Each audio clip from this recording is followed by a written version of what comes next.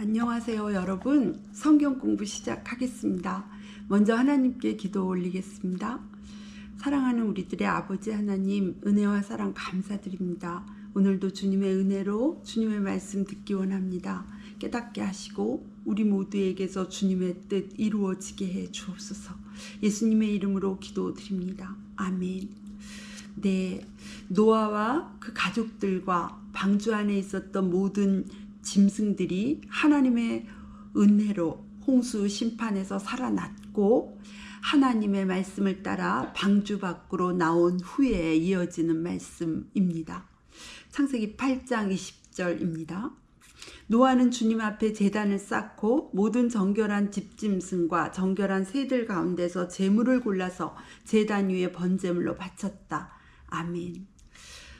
대홍수의 심판 속에서 살아남은 노아가 제일 먼저 하는 일은 하나님께 예배를 드리는 일이었습니다. 하나님께 지음받은 우리들, 예수 그리스도로 말미암아 구원받은 우리들이 그 무엇보다 먼저 해야 할 일도 하나님께 예배를 드리는 일입니다. 한 20여 년 전의 일입니다. 저는 하나님의 인도하심을 따라서 할아버지 한 분을 전도하기 위해 3년 정도 찾아뵌 적이 있었습니다. 3년쯤 되던 어느 날 할아버지가 제게 말씀하셨습니다. 이제 내가 하나님을 믿을 테니 더 수고를 하지 말라 하시는 것이었습니다. 제가 그 말씀을 듣고 와서 다음날 새벽 기도에 나가서 하나님께 이 사실을 말씀드렸습니다. 더 이상 전도를 하지 않아도 될 것 같다라고 말씀을 드렸더니 하나님께서 바로 저에게 말씀하셨습니다. 하나님을 믿는다면 그가 해야 될 첫 번째 일은 예배하는 일이다. 다시 가라. 그래서 제가 다시 할아버지를 찾아가 배웠고 그분께 하나님의 뜻을 전해드렸습니다. 그래서 할아버지께서 그 주일부터 교회에 나오셨던 기억이 있습니다. 너무나 철없던 제게 믿음이 하나님께 드리는 예배로 증명이 되어야 한다는 사실을 가르쳐준 소중한 경험이었습니다. 이어지는 말씀입니다. 창세기 8장 21절에서 22절입니다. 주님께서 그 향기를 맡으시고서 마음속으로 다짐하셨다. 다시는 사람이 악하다고 하여서 땅을 저주하지는 않겠다. 사람은 어릴 때부터 그 마음의 생각이 악하기 마련이다. 다시는 이번에 한 것 같이 모든 생물을 없애지는 않겠다. 땅이 있는 한 뿌리는 때와 거두는 때, 추위와 더위, 여름과 겨울, 낮과 밤이 그치지 아니할 것이다. 아멘. 네. 하나님께서 기뻐하셨던 한 사람 노아의 예배를 통해 사람이 아무리 악할지라도 땅이 있는 한 홍수 심판 같은 심판을 다시는 하시지 않으시겠다는 하나님의 어마어마한 약속이 이제 주어졌습니다. 이 사실은 우리가 드리는 예배가 하나님께 얼마나 큰 의미가 있는지를 증명하기에 충분합니다. 그러나 그 예배는 반드시 하나님께서 받으실 만한 합당한 바르고 참된 예배여야 합니다. 출애굽의 여정 속에서 이제 하나님의 부르심을 받아서 산에 올라갔던 모세가 자신들이 생각한 때에 내려오지 않자 이스라엘 백성들은 아론에게로 몰려가서 자기들을 인도할 신을 만들어 달라고 합니다. 그들의 요청을 거절할 수 없었던 아론은 그들이 가지고 있던 그런 금고리들을 다 모아서 금송아지를 만듭니다. 그런 후에 이런 일이 벌어졌습니다. 출애굽기 32장 5절에서 6절입니다. 아론은 이것을 보고서 그 신상 앞에 제단을 쌓고 내일 주님의 절기를 지킵시다 하고 선포하였다. 이튿날 그들은 일찍 일어나서 번제를 올리고 화목제를 드렸다. 그런 다음에 백성은 앉아서 먹고 마시다가 일어나서 흥청거리며 뛰놀았다. 아멘. 네. 이스라엘 백성들은 분명 자신들이 만든 신, 금송아지 우상을 예배했습니다. 그런데 그들은 주의 절기를 지켰으며 번제를 올리고 화목제를 드렸다는 것입니다. 이게 어찌 된 일일까요? 이스라엘 백성들은 자신들이 만든 신인 금송아지 우상을 예배하면서도 그것이 그동안 자신들이 섬겼던 하나님과는 전혀 다른 악한 우상이라는 사실을 몰랐다는 것입니다. 그들은 그들이 만든 신인 금송아지를 곧 하나님으로 생각했던 것입니다. 그래서 그들은 여전히 주의 절기를 지키고 번제를 올리고 화목제를 드리면서 기뻐했던 것이죠. 이스라엘 백성들은 우상에게 예배할 뜻도 생각도 전혀 없었습니다. 그런데 실질적으로 그들이 드리는 예배는 금송아지 우상 뒤에서 회심의 미소를 지으면서 사탄이 받고 있었다는 사실입니다. 지금은 이런 일이 없을까요? 이런 일이 출애굽 당시 이스라엘의 백성들로만 그쳤을 리가 있겠습니까? 하나님께서 받으셔야 할 영광과 예배를 자기가 가로채려는데 사탄의 혈안은 역사 이래로 지금까지 계속되어 왔고 지금도 여전합니다. 또한 스스로 하나님처럼 되어 있는 사람들의 죄악 또한 멈춘 적이 없습니다. 그런데 금송아지 우상이 예배받는 일이 그쳐졌을 리가 있겠습니까?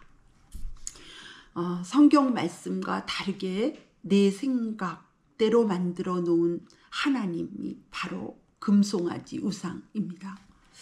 성경 말씀과 다르게 만든 하나님을 예배하는 것이 바로 금송아지 우상을 예배하는 것입니다. 그리고 그 예배를 받는 것은 사탄입니다. 이 일에 관한 아주 선명한 예는 이단교에서 드려지고 있는 예배입니다. 이단이 무엇입니까? 성경 말씀을 변질시키고 왜곡시키고 가감하여 성경과 전혀 다른 이론을 만들어 놓고 그것을 진리라고 주장하는 곳이 이단입니다. 그들은 성경과 다른 하나님 만들어 놓고 그것을 예배합니다. 그들이 만들어 놓은 하나님은 하나님이 아니라 사실은 금송아지 우상이고 그 예배를 주관하고 있고 그 예배를 받고 있는 것은 사탄입니다. 이단에서 드려지는 예배는 말할 것도 없거니와 이단으로 규정되지 않은 곳에서도 성경과 다른 하나님, 성경과 다른 예수님, 성경과 다른 성령님, 성경과 다른 이론 속에 드려지는 예배는 실질적으로 모두 하나님께서 받으시는 예배일 수 없습니다. 우리가 사탄이 주관하고 사탄이 받는 예배를 드릴 수도 있다는 것이 우리가 하나님을 바르게 알아야 하는 절박함입니다. 특별히 이 시대는 성령님에 대한 그릇된 인식이 만연해 있는 것 같습니다. 그것이 바른 예배를 저해하는 위험한 요소로 많이 작용하고 있습니다. 성경이 증언하고 있는 성령님의 인격이나 성품 그리고 성령님이 하시는 일에 대해 바르게 이해하지 못한 채 신비주의에 치우쳐서 성경 밖으로 넘어가는 일이 많이 있습니다. 예배 중에 멀쩡한 사람을 넘어뜨리기도 하고 악령의 역사 속에 진실은 우상에게 드려지는 그런 예배가 많이 있다는 사실입니다. 특별히 이 시대 우리가 참 주의하고 또 통탄해야 할 일은 성령님의 인도하심을 겸손히 구하고 그분의 인도하심을 따르는 것이 아니라 자신의 뜻대로 성령님을 부리려는 시도들이 많이 있다는 것입니다. 실제로 성령님을 부리려는 시도 속에 드려지는 예배나 집회가 많이 있습니다. 우리는 이것에 관해 잘 분별하고 경계해야 합니다. 자기 마음대로 성령님을 부리려는 시도에 대해 사람들은 좋은 믿음이라고까지 생각하고 그렇게 하는 사람들이 능력이 있다고까지 믿기도 합니다. 그러나 진실은 성령님의 인도하심을 따르는 것이 아니라 사람이 성령님을 인도하려 하고 부리려 하는 것은 선악과를 따먹는 일로서 거기에는 하나님의 주권을 침범하는 두려운 일이 발생합니다. 이와 똑같은 경우로 선포 기도에 관해서도 말씀드리겠습니다.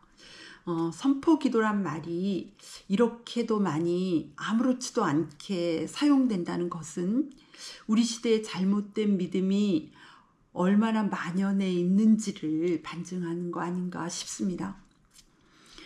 기도는 하나님께 간청하는 것이고 기도응답은 하나님께서 그분의 주권적인 뜻에 따라 응답하시는 것입니다.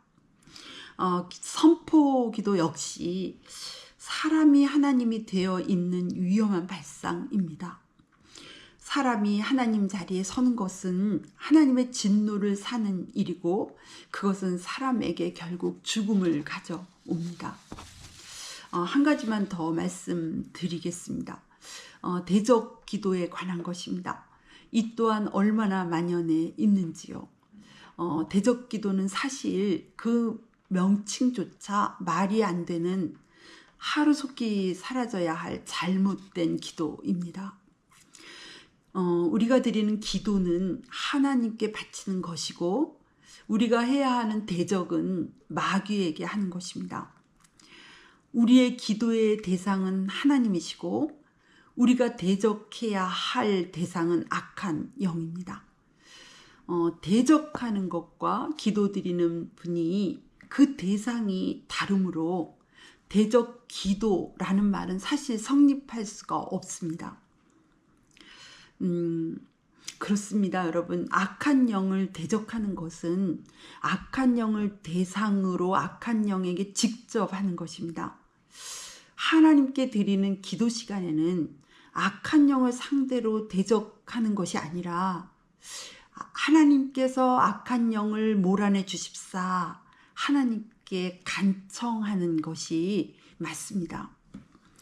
하나님께 기도를 드리다 말고 느닷없이 악한 영을 대적하면 하나님은 어떠실까요?